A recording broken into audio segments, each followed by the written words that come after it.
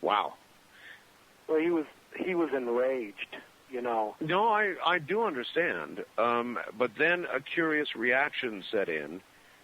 The alien was down, apparently dead. Very, very dead.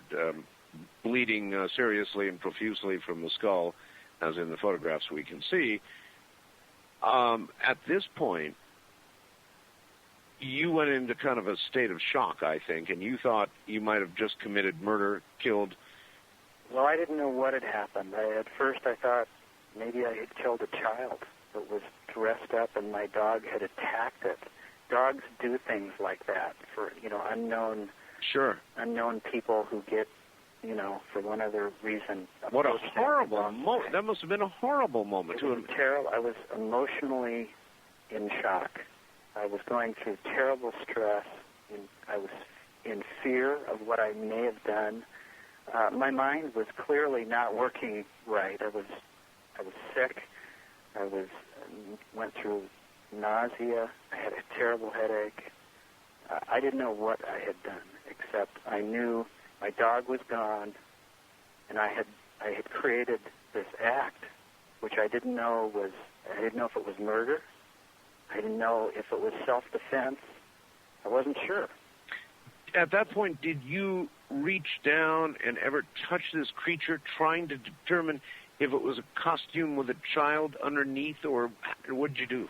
Well, I think I probably stood there, and also I got very sick, very violently sick to my stomach, within 2 or 3 feet of this. So I was close enough to see what I was looking at. I could see that this was not a costume or a mask. Is that what made you sick? Well, I think the whole event was so emotional. All right. And the loss of my dog. I had had this dog for 5 years. Trust me, I know. I lost one the same way. Well, not the same way, but I lost one. Doctor, hold on. Dr. Jonathan Reed is here. He's the one you're listening to, along with Robert Wraith, who is documenting all of this. And there is a lot of documentation for it, beginning with the photographs on my website right now at www.artbell.com. Rescan, higher res, go take a look. And in a moment, I've got some audio from the videotape, and you're about to hear it.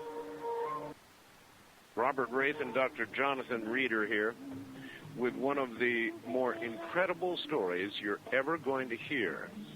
Thing is, unlike so many others, this story we have documented with photographic evidence and videotape evidence.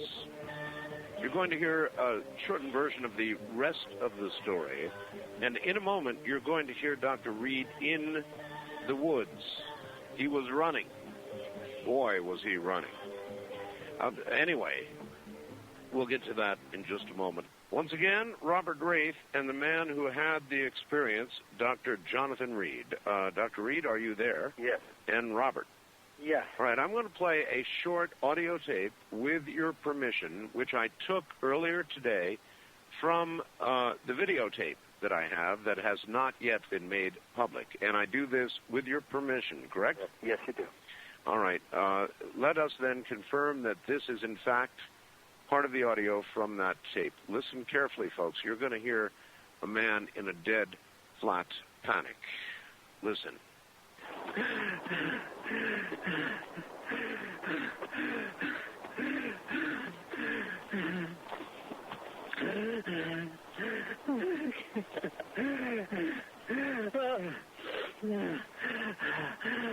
Focus.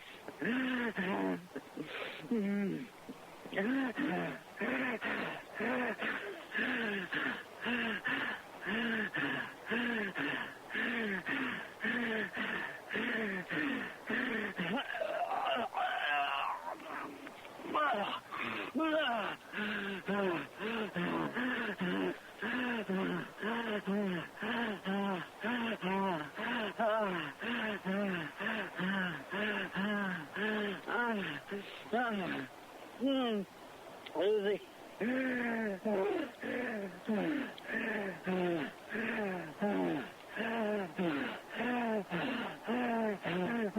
That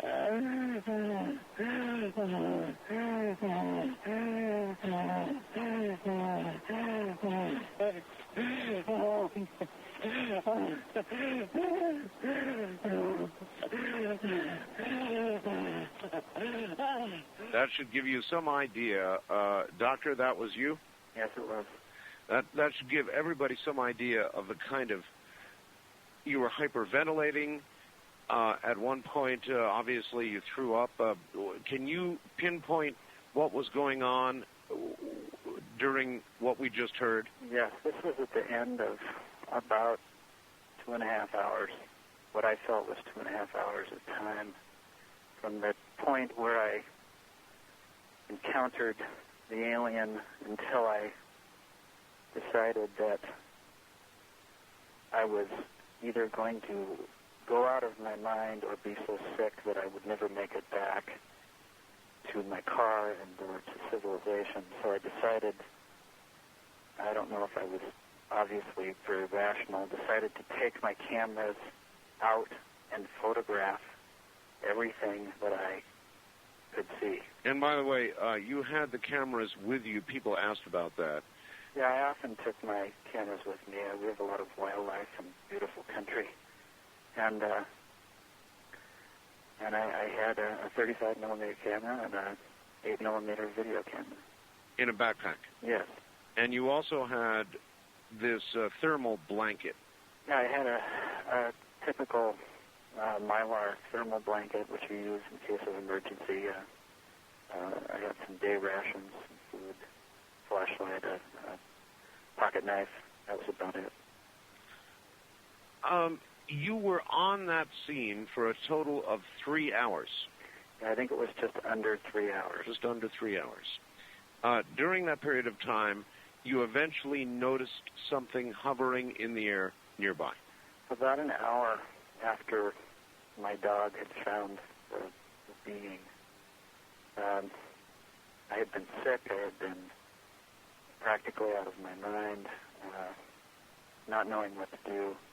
Almost couldn't stand at times, and then regained a little bit of composure. And it seemed for a long time like everything had stopped, like the air had gone dead. And for some reason, all of a sudden, I felt like I could hear a sound. And I thought, maybe it's another camper, or maybe it's another hiker. And I thought, maybe I can get some help, because I needed help.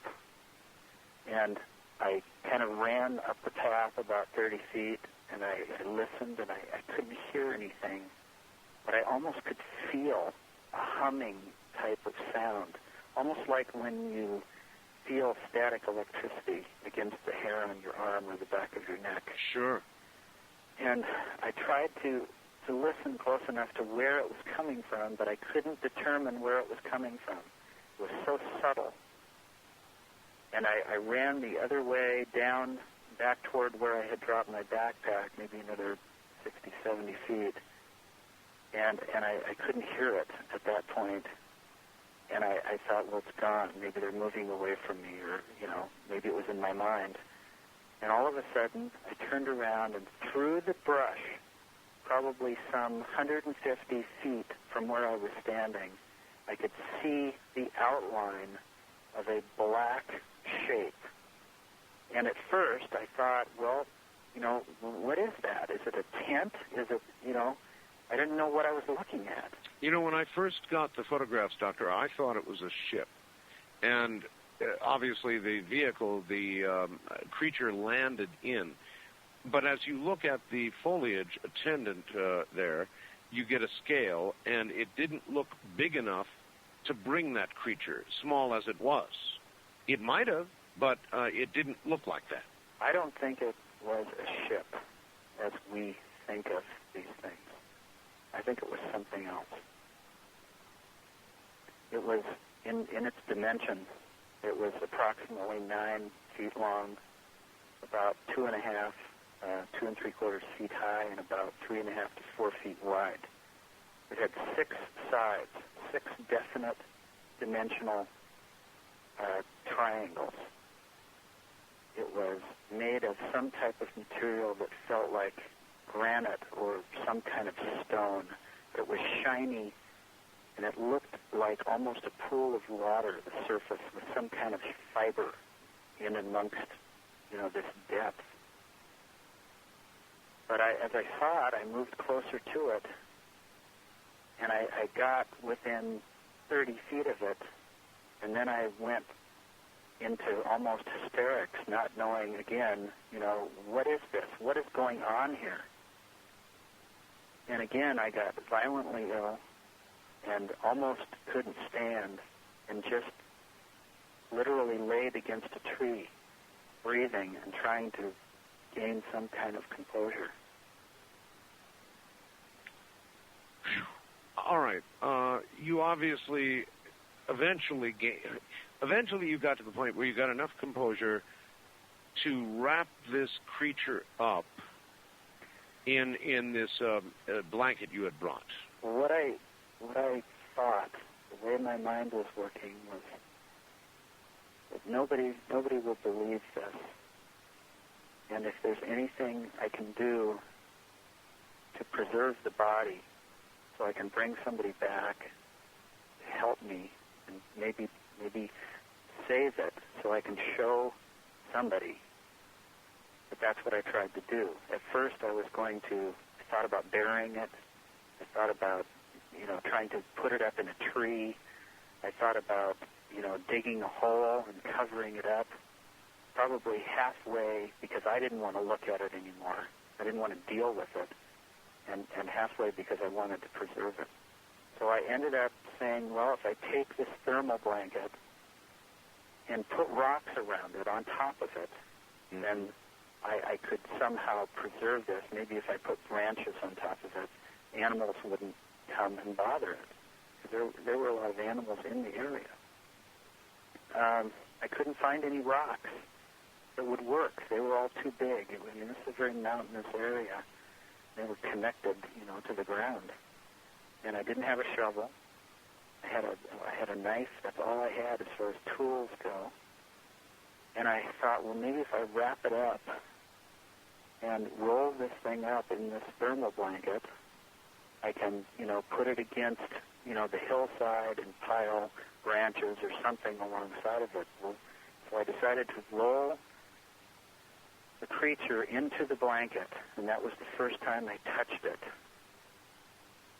and roll it up like a bedroll or like a burrito, which we ended up calling it, and basically put it somewhere where I could come back to it later. Well, while I was moving it, I realized it was extremely light. The total weight was probably, 52, 55 pounds. And I looked for a place to put it. I looked for branches. I really couldn't find anything, so I thought, okay, I'll drag it back down the trail. And I basically carried this thing and looked for a place to hide it. And pretty soon I realized I had walked all the way back to my car. So here you were at your car with this wrapped-up creature. Right. You did what? Threw it in the back of the car? I threw it in the back of the car, got in the car, and sat there for about probably 10 or 15 minutes without doing anything. It was just kind of like coming back to reality for a moment.